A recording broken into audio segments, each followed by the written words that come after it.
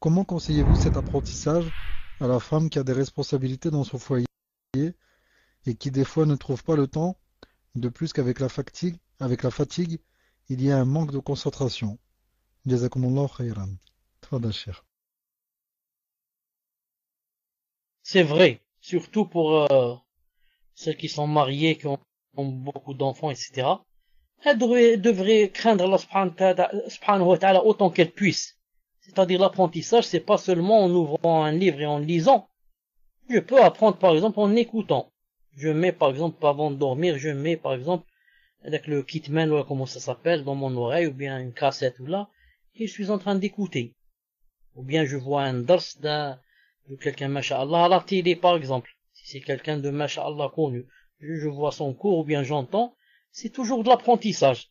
Non, que chacun craigne Allah subhanahu wa ta'ala autant qu'il puisse. Et la sœur mariée avec des enfants, voir comment se procurer une fois par jour, une fois par semaine, ou bien comment prendre un peu de son temps pour apprendre bi'idhnillahi subhanahu wa ta'ala. Naam, tfaddal. Parce que c'est difficile pour la femme mariée de connaître ça, et c'est pour ça que la plupart de celles qui se marient et font des enfants, qu'elles délaissent l'apprentissage de la science. C'est pour cela que celles qui ne sont pas mariées doivent profiter, tant qu'elles sont célibataires, d'apprendre.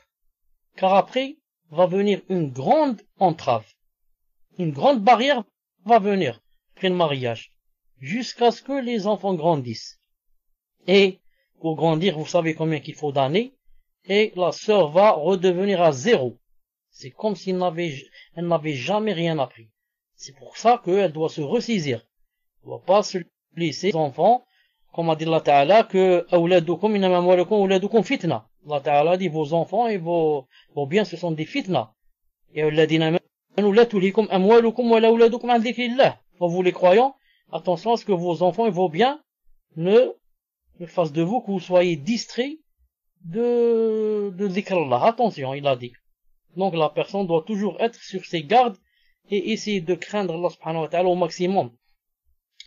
Et au moins, si pendant la journée elle est très occupée, au moins qu'elle laisse devant elle, par exemple, sur le chevet, par exemple, de sa petite table de chevet, il y a un livre, par exemple sur la aqidah ou quelque chose comme ça, que chaque fois avant de dormir, qu'elle lise par exemple pendant au moins une demi-heure.